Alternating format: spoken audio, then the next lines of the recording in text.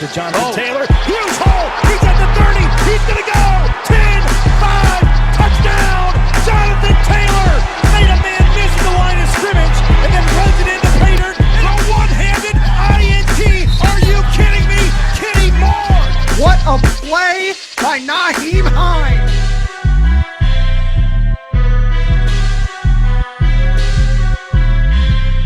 Horseshoe is back, baby. The horseshoe is back. What is going on, Colts Nation? And welcome back to another episode of the Bring the Juice Colts podcast.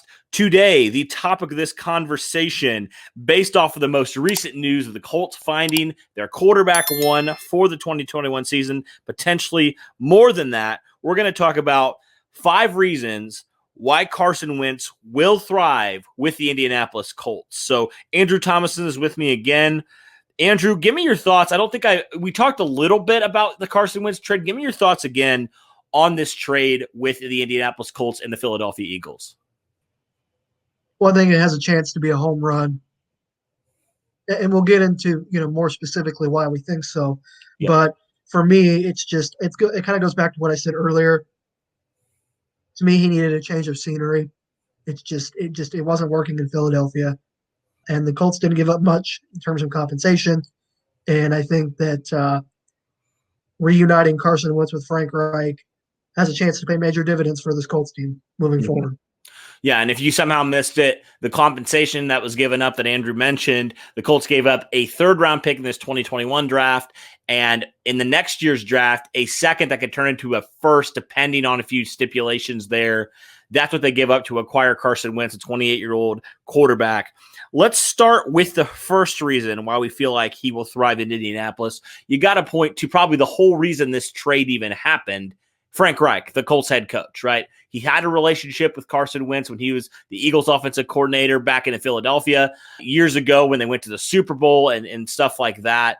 And, when he was with the Eagles, especially that 2017 season, Carson Wentz played by far his best season of his career, right? Before going down with that injury. In 13 games, he threw for almost 3,300 yards, just a few yards short, 33 touchdowns against only 7 interceptions. So Carson Wentz was on an MVP type of season before going down with that injury. Andrew, talk to me about the Frank Reich connection and how you believe could potentially be a really good marriage there between Reich and Carson Wentz. Well, you mentioned it with that 2017 season and just how special that was, the kind of numbers that Wentz put up under Reich. In 2017, you said, yourself, that was an MVP caliber season prior to him tearing his ACL. But there's another interesting sort of avenue that I think needs to be mentioned, and that's their religious beliefs. I think that they both are very solid Christian individuals, and I think that because they share that same belief, it makes it easier for them to get along from a personal standpoint. And that is something that I don't think Carson Wentz possibly had in Philadelphia, is that individual that can't just – or that an individual, rather, that can relate to them from more than just an on-field quarterback perspective, somebody that can relate to him off the field, personal life. And so I think that's an interesting avenue of it as well. Yeah, we saw that with DeForest Buckner, right? DeForest Buckner got baptized this last season, and Frank Reich was like, they made a great connection there. And so I agree. I think Frank Reich can make those connections with guys like a guy like Carson Wentz. I think that's a big reason. Beyond just the quarterback that Carson Wentz is, I do think that they have a very strong relationship outside of football as well. So I agree with you. And, you look at some of the better quarterback coach combinations, right? For the most part, they have a pretty good relationship off the field, right? They're pretty good friends off the field. And this is I think that's why it's exciting, because it's like, you hope he can get the most out of him as a quarterback, but even as in his mental state, right? Because we know, coming from a toxic place, it can be hard sometimes to get your mind right? It'll take some time where you need to heal, you need to decompress. And if you have a guy like that who's now going to be your head coach, that'll just do worlds of difference for Carson Wentz in his mind and getting back to where he has been in the past from a mental state. So I definitely agree with you there. I think there's a lot of things, yes, on the field, but also off the field that could help Carson Wentz get right and get back to where he was in 2017 or somewhere near that. All right, let's talk about number 2. Just simply a fresh start. I think that's huge for a guy like Carson Wentz, right? And I'll start here by talking about the expectations. So from a couple different avenues here that we talk about, Andrew. So first off, talking about the compensation the Colts gave up. It wasn't anything extraordinary, right? At the most, it's a third round pick this year and a first round pick next year. I mean, when you're looking for a franchise quarterback in the grand scheme of things, it's really not that much to give up. And, just from an expectation standpoint from Colts fans, right? The expectations are so much different than they were, say with the Eagles, because, you look at it, 2016, he was the second overall pick by the Philadelphia Eagles. There is a ton of pressure that comes with that. And I feel like Carson Wentz just felt that pressure so much. And, there is so much pressure with that. And now coming to the Indianapolis Colts, the pressure's like not off, obviously, because you're still a pro, but I think it's very, very much more minimalized here because the expectations are so much more lower. And I think that could potentially help a guy like Carson Wentz get back to where he is because nobody's placing those expectations on his head right away like he has to be an MVP type of player right away. What are your thoughts on that one? Well, for me, I think if I'm Carson Wentz and I get the call from Howie Roseman or from the owner and they say, hey, we just traded you to the Indianapolis Colts, I'm doing two things. I'm taking a huge sigh of relief, and I just feel like this boulder has been lifted off of my shoulder. And for Carson Wentz, I think that's exactly how he feels. There was reported, I think, just a couple of weeks ago that he was unhappy in Philadelphia and that regardless of the Doug Peterson firing, he just wasn't happy. And so the Eagles, given their actions, taking Jalen Hurts in the second round, benching Carson Wentz, granted for good reasons because he was bad last year. Let's not sugarcoat that. Right. I think he sort of felt, that he didn't belong, really. It's like you said, it's a fresh start. There aren't as high of expectations. Yes, you're expected to perform to a certain level, but you said the compensation that the Colts gave up, a third-round pick and a conditional second, which could turn into a first, isn't too bad when you're looking for a franchise quarterback. And I'll say this too, Cody, in regards to the compensation, they gave up a third-round pick and a conditional second-round pick, which turns into a first. And if you're a Colts fan, you would hope that it turns into a first-round pick. Because if it stays at a second-round pick, given the conditions, which he has to play 75% of the offensive snaps, and the Colts have to make the playoffs, So if neither of those two things happen, for whatever reason, then yes, it turns into a second-round pick, but now you have another now you're back to the drawing board. Mm-hmm. You're back where you started, potentially. Now, maybe this is more of a 2-year thing instead of a 1-year thing, but if Carson Wentz doesn't work out and he doesn't perform well, given everything that we're going to talk about, then sure, it goes to that second-round pick. But like I said, if you're a Colts fan, you want it to go to that first-round pick because that means he's performing at an adequate enough level to move the Colts forward and get them into the playoffs. Yeah. No, I totally understand that. I'm right there with you. Yeah, it's weird to wish that you give away a higher pick, but I'm like, man, at the end of the day, if Carson Wentz can perform like he did a few years ago, even in 2018, if he can perform to that level where it's nothing spectacular, right? But it's above average quarterback, right? If he can be as good, if maybe even a little bit better than Phillip Rivers, I mean, you'll take that all day. You won't mind giving up a late first round pick because you will be picking in the later rounds if he performs that well. The team's too good to not be that, to not do that. So I definitely agree with you there. I am right there with you on that for Carson Wentz. I think it just is a good, fresh start from him. Like you said, an organization that they kind of showed their cards a little bit this last draft when they took Jalen Hurts as early as they did. So I think it's just good for both sides to mutually part ways here and for Carson Wentz to get a new start with a coach that he's very familiar with. And I definitely agree with you there. All right, the third point we have here is just simply the offensive players that are going to be around Carson Wentz. I mean, you looked at Philadelphia's team last year. I mean, injuries upon injuries to their offensive line, to their wide receivers, to about every single position. And Carson Wentz paid the price for it. I mean, he got sacked 50 times this last year. I mean, that's nothing to just not really notice, right? People always talk about that and kind of say, oh, Carson Wentz was terrible, which was true. Like we said, we're not going to sugarcoat it. But the team around him was equally as terrible, right? He didn't have help when he needed it. I mean, he was making guys like Travis Fulgham just look like elite receivers at certain points. And that's what good quarterbacks do. So, despite not a great season from him, he still was elevating certain players, I think. And that's something that you definitely can't just ignore as well. What are your thoughts on the Colts offensive situation compared to the Eagles this past season?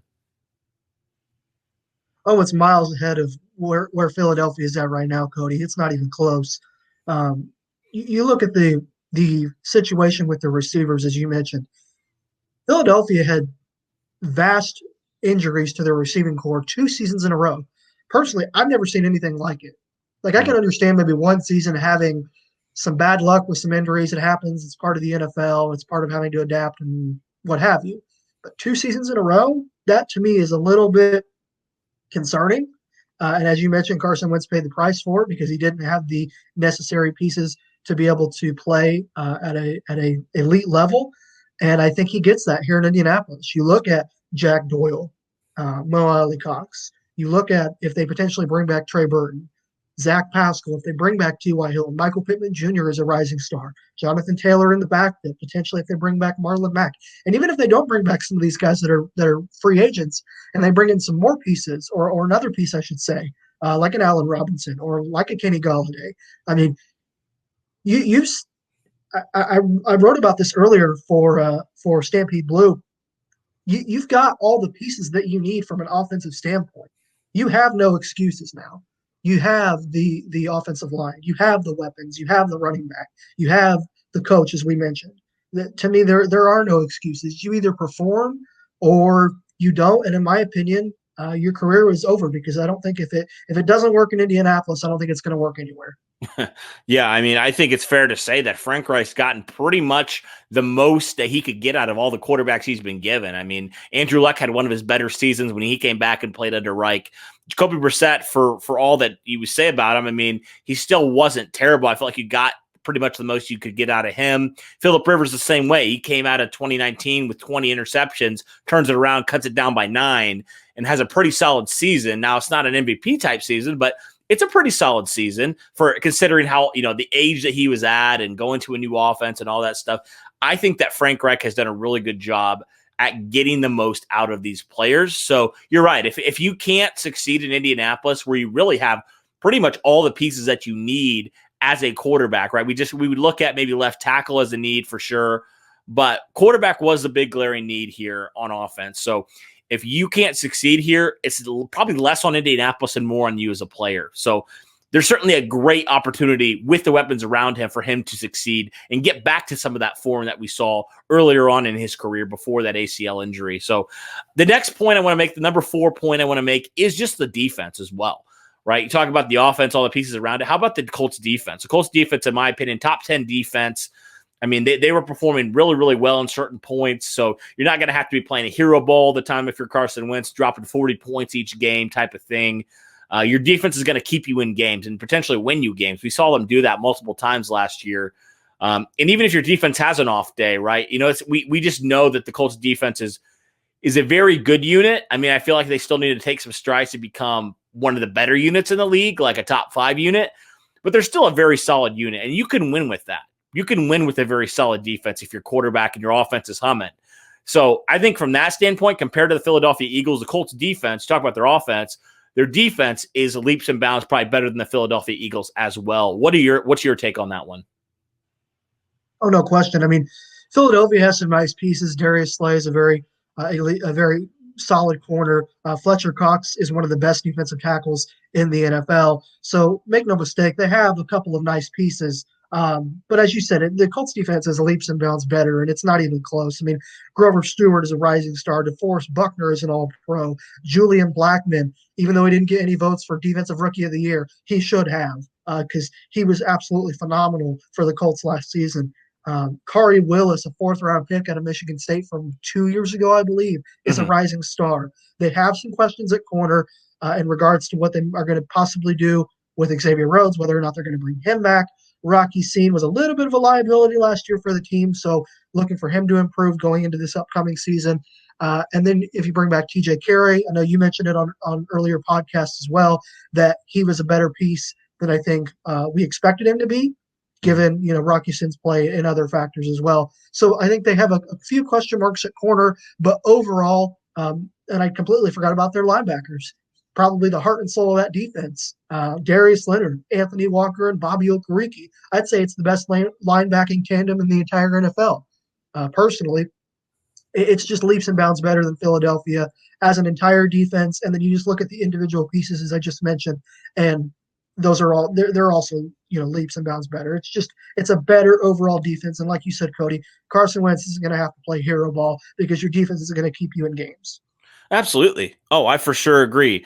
And Carson Wentz also, like, this is something that I've said a couple times already when I've recorded and talked about Carson Wentz in the last couple videos, is like Carson Wentz is going to give you such a more opportunity to do so much more with your offense. I mean, because let's face it, Phillip Rivers was immobile. He was a statue back there. We all knew that was going to happen.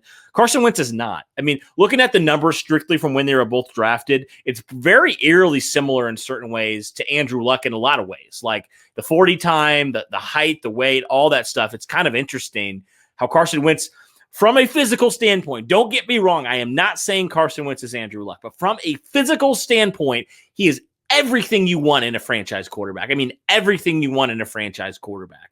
So for me, it's like, man, that is just so exciting. But to potentially have a guy like that, your offense was really, really good in 2020.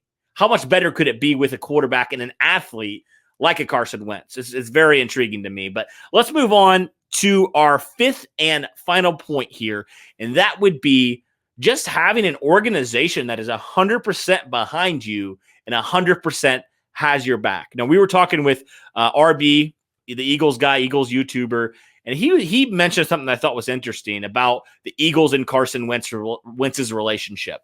He said, I never felt like the Eagles 100% had Carson Wentz's back. Right? There was always another quarterback looking over his shoulder, whether that was Nick Foles, whether that was Jalen Hurts, right, this last season. He felt like I never felt like they fully committed to Carson Wentz and backed him up. So saying that, the Indianapolis Colts, I don't sense anything where, I know that it's a little bit of a risk bringing him in, and he's going to obviously gonna have to compete for that starting spot, no question about it. But the thing is, if he wins the starting spot, the Colts are going to 100% back him. I mean, you even saw all the Colts players reaching out on Twitter to welcome him to Indianapolis. That's just the type of team that they have, the type of locker room that they have, the type of guys they have on their roster. They're committed to their guy. And that's just something I don't think Carson Wentz has had before. So I think just having that and knowing, we have your back, that could be huge, man, for him, just in his confidence and just as a player for, physically, mentally, all that stuff. I think it could be big for him. Oh, without question, it's huge. It's one of the things that we had mentioned just briefly at the beginning. This boulder, in my opinion, has been lifted off of Carson Wentz. This boulder that has been engraved with all of these different things from the Philadelphia fans because, with all due respect to them, they are some of the most passionate fans in the entire NFL. And I don't mean that in a negative way at all, but they are very passionate and they have, let me put it this way, they have very, very high expectations of all players. And especially if you're the number 2 overall pick, they expect you to come in as a quarterback and succeed at an elite level and on a consistent level. And they weren't getting that with Carson Wentz these last couple of seasons, particularly in 2020, which is how we ended up where we are now.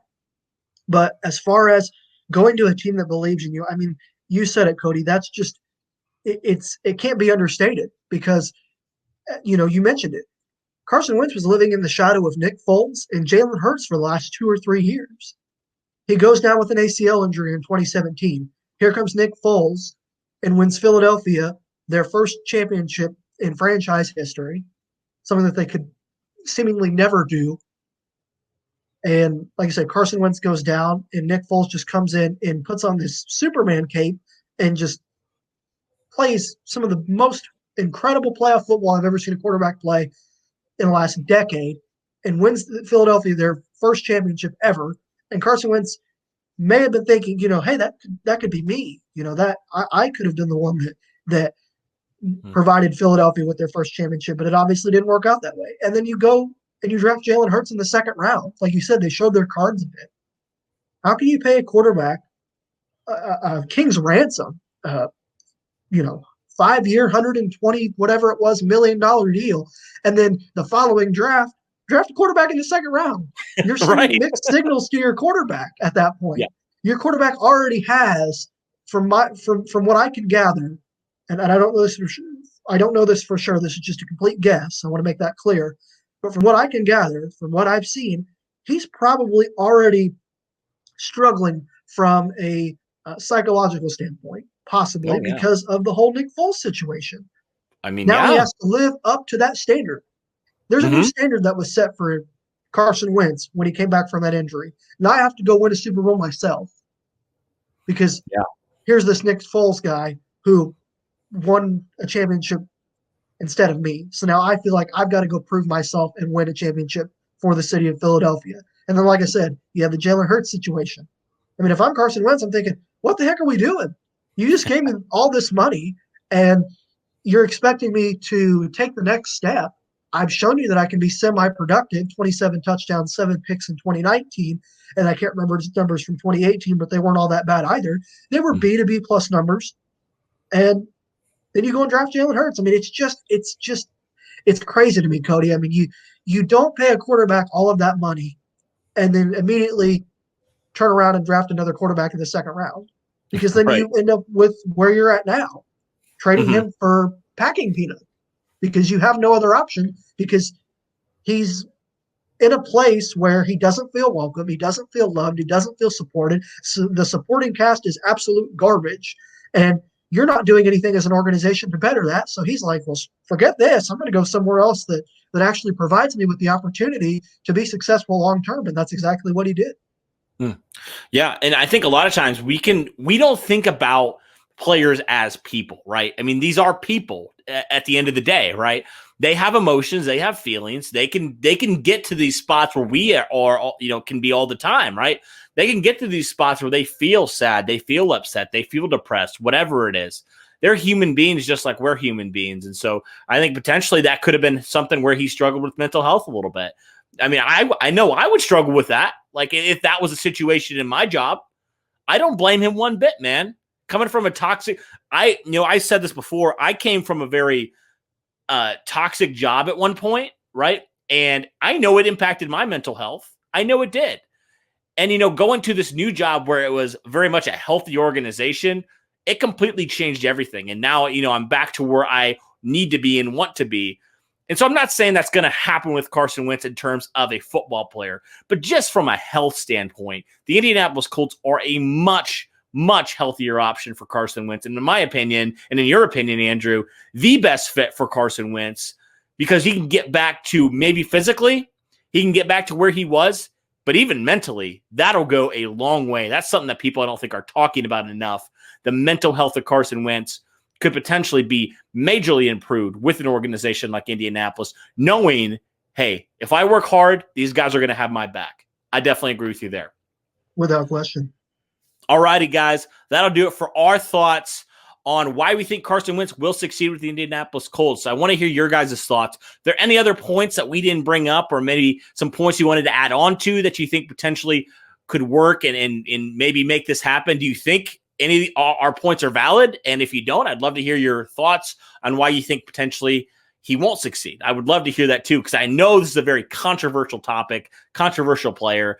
Some Colts fans are very much split on this guy, right? 50 are like, I would say probably like 60% are okay with it, and about 40% are probably like, no, I don't like this trade. Probably more people will come around as the offseason progresses, and if Carson Wentz starts to play better this next season, I think that'll happen. But all right, guys, that'll do it for this one. Thanks for tuning in. Thank you, Andrew, for coming on again, my friend, and thank you guys for tuning in. We appreciate all your support. We're getting closer to 6,000 subscribers. We're right on, knocking on the door. We're right there. So we always appreciate all your support. That'll do it for this one, guys. Thanks so much for tuning in. And as always, go Colts.